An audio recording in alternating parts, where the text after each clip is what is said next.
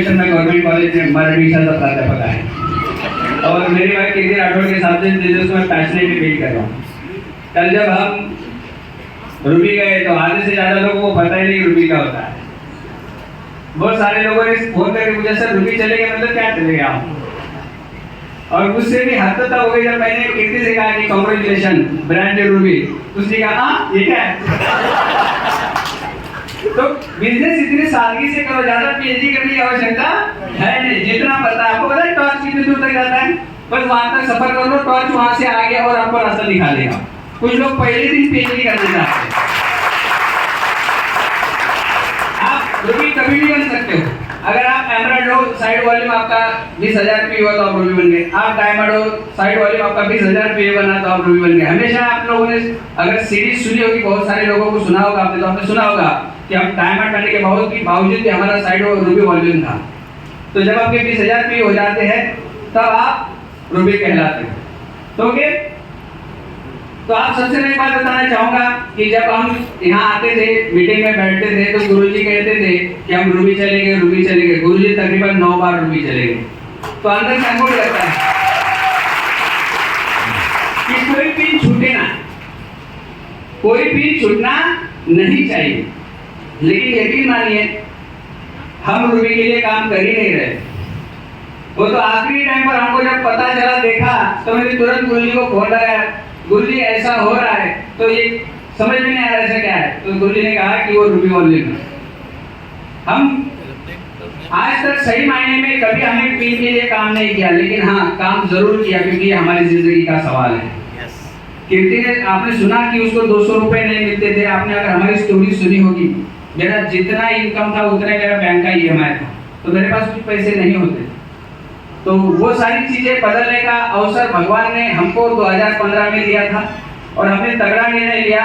आज हम यहाँ पर खड़े हैं ना, तो एक ऐसे कपल के कारण हम यहाँ पे खड़े हैं, क्योंकि मैं कॉलेज में लेक्चरर होने के साथ बहुत ज़्यादा किताबें पढ़ने के बाद मुझे लगता था कि मेरे जैसा होशियार कोई नहीं।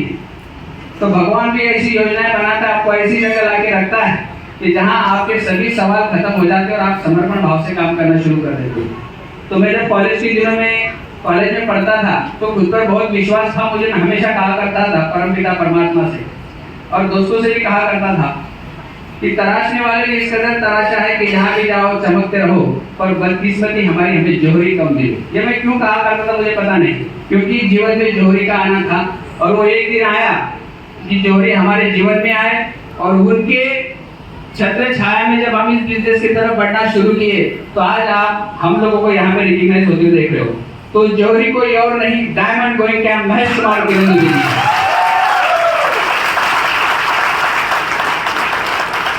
दोस्तों नया साल आ चुका है, तो एक शेर मैंने सुना है, वो काफी बहुत बढ़िया है कि अब हमारे लहजे में खामोशी ज्यादा है। अब हमारे लहजे में खामोशी ज्यादा है, आने वाले साल में जंग का इरादा है। और इस बिजनेस में जंग आपको किसी और से नहीं, अपने आप से लड़नी पड़ती है। और जो इंसान अपने आप से लड़ने में सफल बन जाता है ना, वो सही मायने में इस बिजनेस में सफल बन जाता है, क्योंकि असली जंग हमसे ही है। क्योंकि यस, मुझे भी नहीं लगता अच्छा कि रोज किताबें पढ़ो, मुझे भी अच्छा नहीं लगता रोज ऑडियो टेप सुनो, मुझे भी अच्छा नहीं लगता है कि मीटिंग में आओ, मुझे भी अच्छा नहीं लगता है कि रोज कहीं जाके मीटिंग करो। बहुत सारे लोगों को अच्छा नहीं लगता है। कभी कभी जो काम अच्छा नहीं लगता है ना, उसी को आप करते हो ना, तो आप सफल बन जाते हो।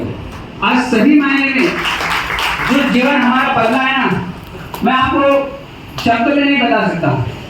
हम तो ट्रेन में, हम हवाई जहाज में जा रहा हूँ मैं इसी बिजनेस की। तो हम पति पत्नी पहले बैंकॉक की ट्रिप किए, फिर पटाया की ट्रिप किए, फिर इस्तांबुल की ट्रिप किए, अंटालिया की ट्रिप किए, अबू धाबी की ट्रिप किए, अभी हम लोग कॉर्डिलिया क्रूज जाके आए। अब वापस से हम लोग अभी गोवा अनाउंस हुआ है, होटल 7 स्टार है, होटल लीला करके। तो जीवन में अवसर सबको मिलता है, लेकिन दुर्भाग्यवश ना समझ नहीं मिलती है।